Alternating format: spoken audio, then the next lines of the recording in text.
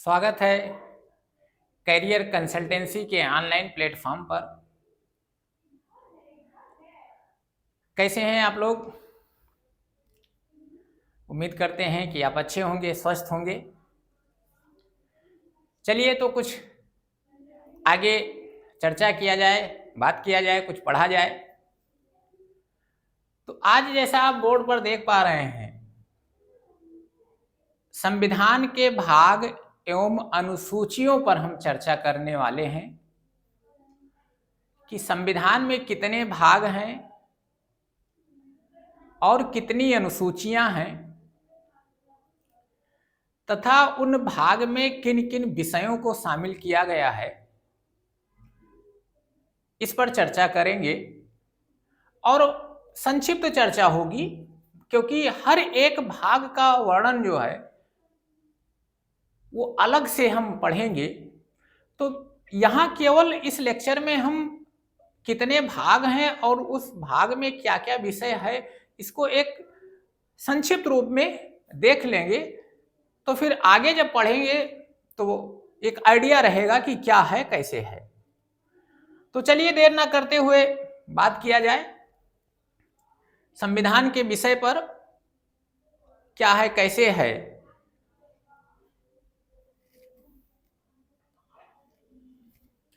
तो आइए बात करते हैं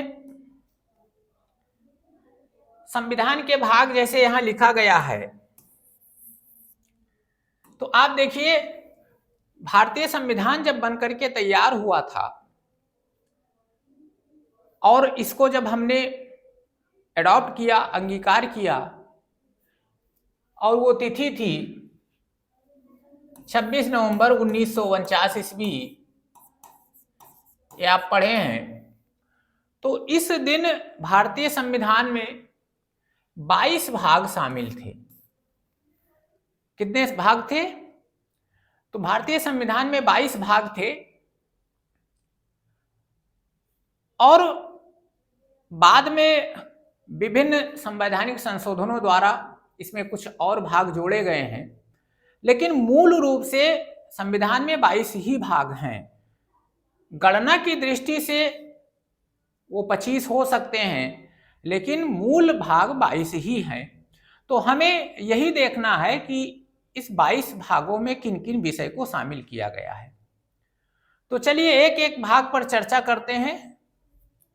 जैसे पहला भाग है, उसमें कौन सा विषय लिया गया है?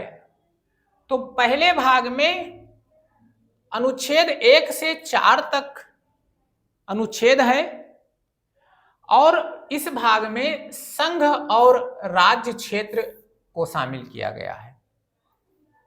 अर्थात यदि इस पर बात किया जाए तो इसमें यह बताया गया है अनुच्छेद 1 में कि भारत राज्यों का संघ है।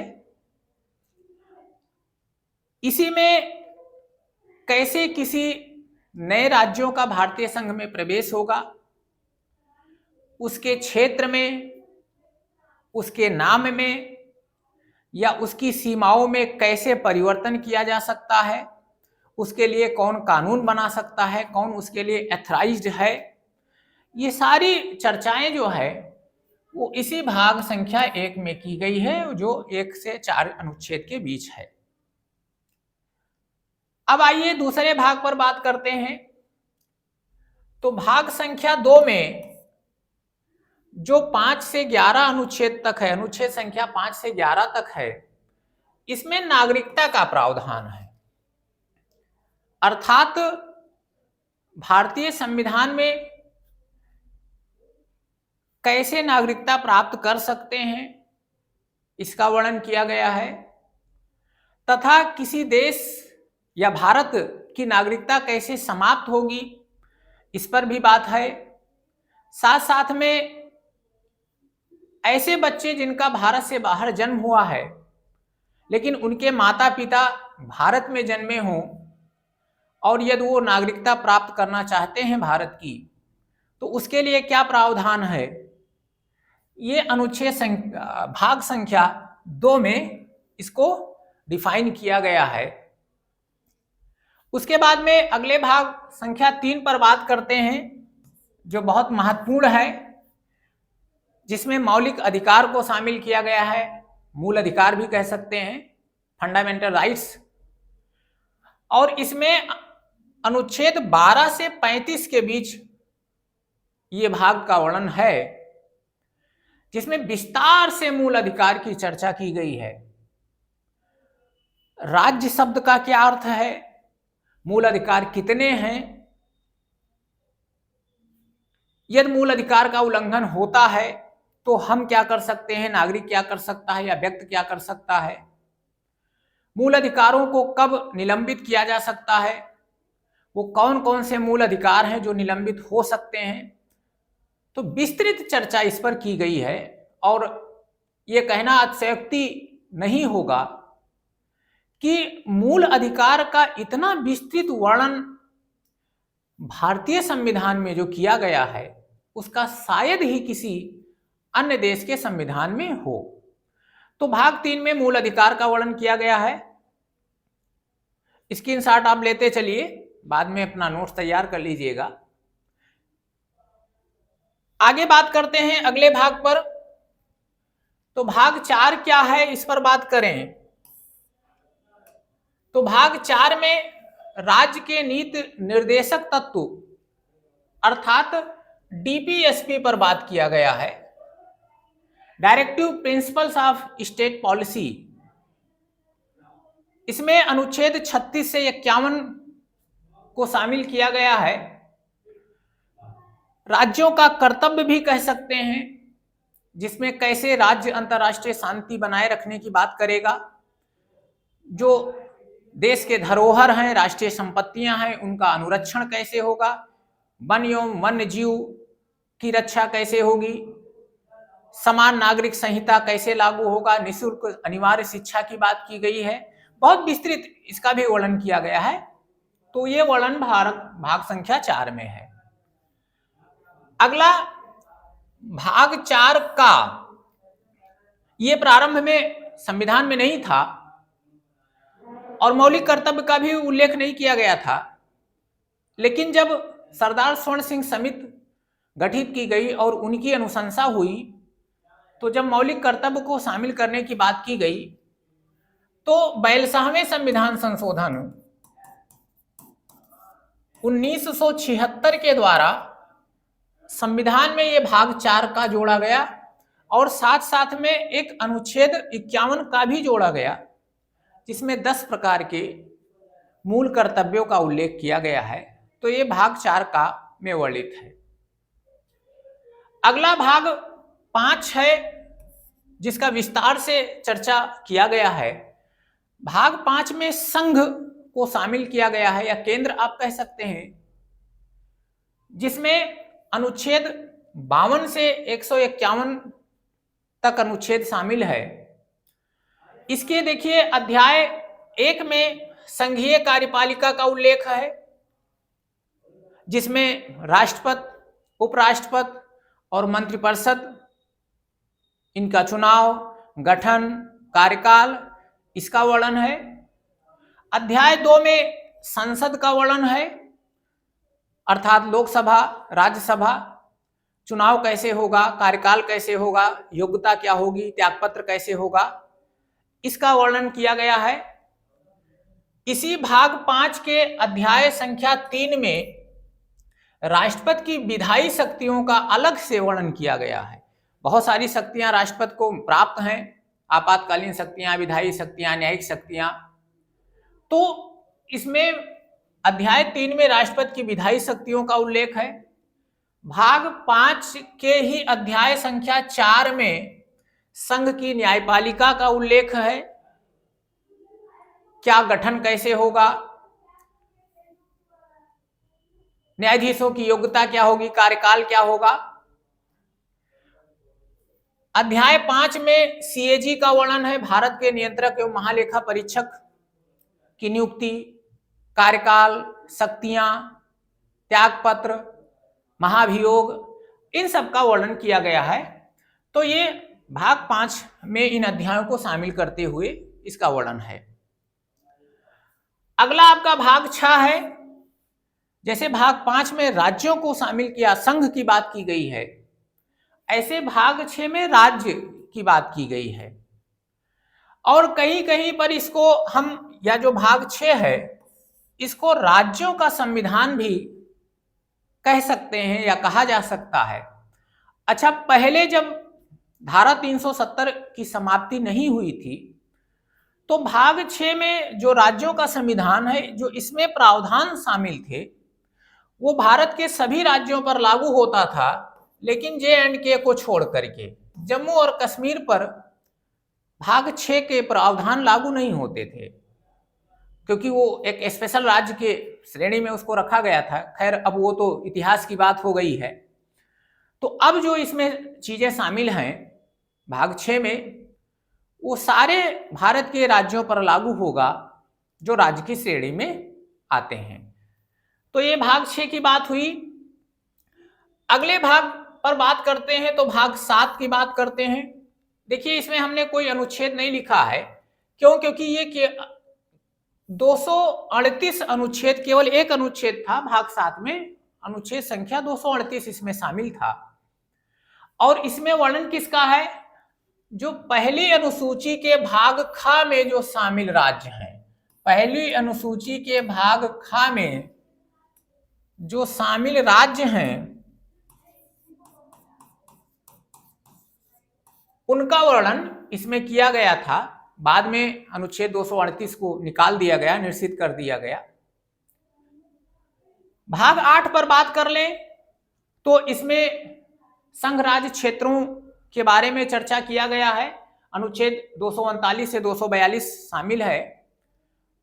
जो केंद्र शासित प्रदेश हैं, उनका शासन प्रशासन कैसे होगा, प्रशासक की नियुक्ति कैसे होगी, क्या राज्यों में जो ऐसे संघ राज्य क्षेत्र हैं, केंद्र शासित प्रदेश हैं, उसमें विधानसभाओं का गठन कैसे होगा, इस पर चर्चा किया गया है।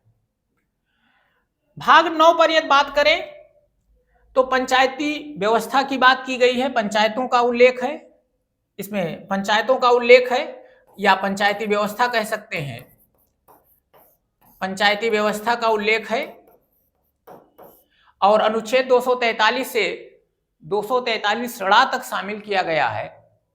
जो इसमें शामिल प्रावधान है, त्रिस्तरीय पंचायती व्यवस्था, विभिन्न समितियों का गठन, उनके द्वारा दी गई अनुशंसाएं, साथ साथ में कब पंचायतों को संवैधानिक मान्यता, जो 73वां संविधान संशोधन 1992 का है, उसका प्रावधान विस्तृत रूप से इसमें किया गया है। जो जब हम इसको पढ़ेंगे अलग से तो एक एक कंटेंट पर बात करेंगे। अगले भाग की बात करें तो भाग 9 का, अब ये भी भाग 9 का, इसको भी, जो भाग 9 का है, इसको 74वें संविधान संशोधन द्वारा, 74वें संविधान संशोधन 1992 के द्वारा भारतीय संविधान में शामिल किया गया था। और इसके अंतर्गत नगर पालिका का प्रशासन का उल्लेख किया गया है, जिसमें अनुच्छेद 243 ता से 243 या छा का वर्णन किया गया है। उसके बाद में भाग 10 के बारे में बात करें तो भाग 10 में 244 से 244 का अनुसूचित जाति तथा जनजातीय जो क्षेत्र हैं, वो कैसे उसका निर्धारण होगा, कैसे उनका प्रशासन होगा, इन सब के बारे में चर्चा किया गया है। स्क्रीनशॉट आप लोग लेते रहिएगा। चलिए आगे अगले भाग पर बात करते हैं। भाग 11 पर बात करें तो संघ तथा राज्यों के मध्य संबंध कैसे होंगे, इसका वर्णन 245 से 263 के बीच किया गया है। अर्थात संघ और राज्य के बीच विधायी शक्तियों का बंटवारा कैसे होगा, प्रशासनिक शक्तियों का बंटवारा कैसे होगा, इसका वर्णन किया गया है। उसके बाद में भाग 12 पर यदि बात कर लें तो वित्त, संपत्ति, संविदाएं और वाद, इनका चर्चा किया गया है 264 से 300 का। कहने का मतलब है इसमें जो विभिन्न राज्य हैं उसमें केंद्र के आय का बंटवारा कैसे होगा, इसी में वित्त आयोग का गठन कैसे होगा, जब संपत्ति के मूल अधिकार को हटाया गया मौलिक अधिकार की श्रेणी से तो उसको ला करके 300 का में शामिल किया गया। जीएसटी का जब प्रावधान भारत में हुआ तो उसको भी ला करके इसी भाग में, भाग 12 में ही शामिल किया गया है। तो ये भाग 12 का वर्णन और उसके विषय हैं। आइए भाग 13 पर चर्चा करते हैं। तो भाग 13 में भारत के राज्य क्षेत्र के भीतर व्यापार कैसे होगा, वाणिज्य कैसे होगा, समागमन, व्यापार वाणिज्य तथा समागमन का वर्णन किया गया है और इसमें अनुच्छेद 301 से लेकर के 307 सम्मिलित किए गए हैं। भाग 14 संघ तथा राज्य के अधीन सेवाएं, 308 से 323 अनुच्छेद इसमें शामिल हैं, अर्थात कौन कौन सी सेवाएं संघीय सेवाओं के अंतर, संघीय सिविल सर्विसेज के अंतर्गत, कौन सी सेवाएं राज्य के अंतर्गत होंगी, नए सेवाओं का सृजन कैसे होगा, अधिकार किसको दिया गया है नए से सिविल सेवाओं का सृजन, आयोगों का गठन कैसे होगा, इस पर विस्तृत चर्चा भाग 14 में किया गया है। ये देखिए भाग 14 का प्रारंभ में नहीं जो का शब्द या लग गए हैं तो वो ये जान लीजिए कि संविधान के प्रारंभ में वो नहीं थे, तो इसको भी बाद में जोड़ा गया 42वें संविधान संशोधन के द्वारा। 42वें संविधान संशोधन के द्वारा इसको भी संविधान में जोड़ा गया और इसमें अधिकरणों के गठन के बारे में बात किया गया है, जिसके अंतर्गत अनुच्छेद 323 का से 323 खा को शामिल किया गया है। भाग 15 जो आपका है वो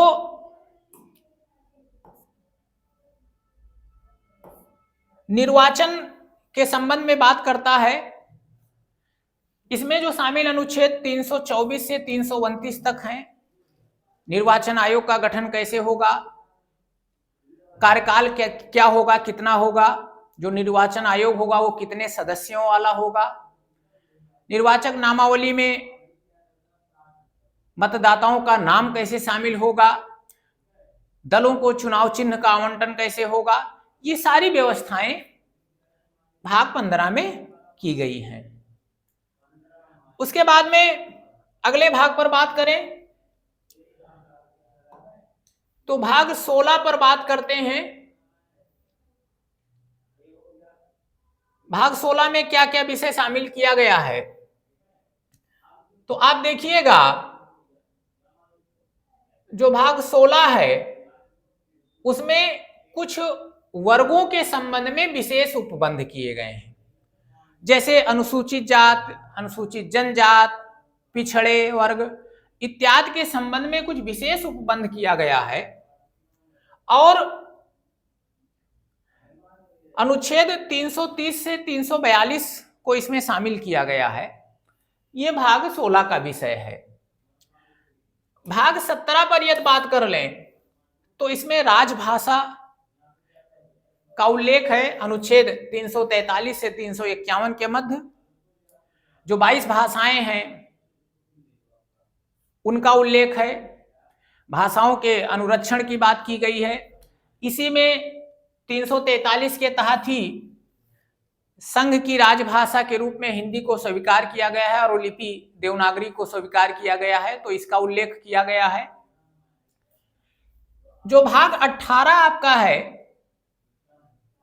इसमें आपातकालीन उपबंध की बात की गई है जो जर्मनी के वीमर संविधान से लिया गया है, अर्थात भारत कि संविधान के द्वारा कितने आपातकाल की व्यवस्था है और वो किन परिस्थितियों में लगाया जा सकता है, किसके द्वारा लगाया जा सकता है, उसकी घोषणा कौन कर सकता है, कितने समय के लिए लगाया जा सकता है, एक बार उद्घोषित आपातकाल कितने समय के लिए लागू रहेगी, कौन उसको हटा सकता है, राज्यों में आपातकाल कैसे लागू होगा, उसके लिए क्या परिस्थितियां होनी चाहिए, वित्तीय आपात के लिए क्या परिस्थितियां होनी चाहिए, इसके संबंध में विस्तृत वर्णन किया गया है। तो इसको शामिल किया गया है भाग 18 में। भाग 19 पर यदि हम बात कर ले तो कुछ प्रकीर्ण अर्थात मिसलेनियस बातों को शामिल किया गया है, अर्थात राज्य और राज्य विधानमंडल हैं, संसद हैं, इनकी कार्रवाइयों का जो है संरक्षण कैसे होगा, इस पर बात किया गया है। उसके बाद में राष्ट्रपति, राज्यपाल, संसद, इनकी संरक्षण के बारे में बात किया गया है। तो यह प्रकीर्ण लिखा गया है, मिसलेनियस लिखा गया है, जिसके तहत 361 से 367 को शामिल किया गया है। उसके बाद में अनुच्छेद 20 पर चर्चा कर लें तो अनुच्छेद 20 में संविधान संशोधन की प्रक्रिया पर बात किया गया है। भारतीय संविधान में संशोधन कैसे होगा, तो इसमें अनुच्छेद 368 शामिल किया गया है और संशोधन की प्रक्रिया दक्षिण अफ्रीका के संविधान से लिया गया है। संशोधन कैसे होगा, क्या साधारण बहुमत के द्वारा संशोधन का क्या प्रावधान है, विशेष बहुमत के द्वारा संशोधन का क्या प्रावधान है, यदि विशेष बहुमत और राज्यों के भी सहमति की जरूरत है तो उसका क्या प्रावधान है। तो कुल मिलाकर के संविधान संशोधन कैसे होगा संविधान में, इसकी चर्चा की गई है भाग संख्या 20 में। भाग संख्या 21 पर यदि बात करें तो कुछ अस्थायी, संक्रमणकालीन तथा विशेष उपबंध की बात की गई है। अस्थायी, संक्रमणकालीन तथा विशेष उपबंध, जिसका वर्णन अनुच्छेद 369 से 392 के मध्य किया गया है। ये अस्थायी, संक्रमणकालीन और कुछ विशेष उपबंध की बात हम विस्तृत रूप से बात करेंगे जब अनुच्छेद भाग संख्या 21 पढ़ेंगे। और यदि लास्ट भाग की बात करें जो हमारा भाग संख्या 22 है, जिसमें भारतीय संविधान के संक्षिप्त नाम पर चर्चा किया गया है, उसके प्रारंभ होने की तिथि पर चर्चा किया गया है कि भारतीय संविधान का संक्षिप्त नाम क्या होगा, भारतीय संविधान के प्रारंभ होने की तिथि क्या होगी, और इसमें जो अनुच्छेद हैं वो 393 से 395 तक शामिल किया गया है।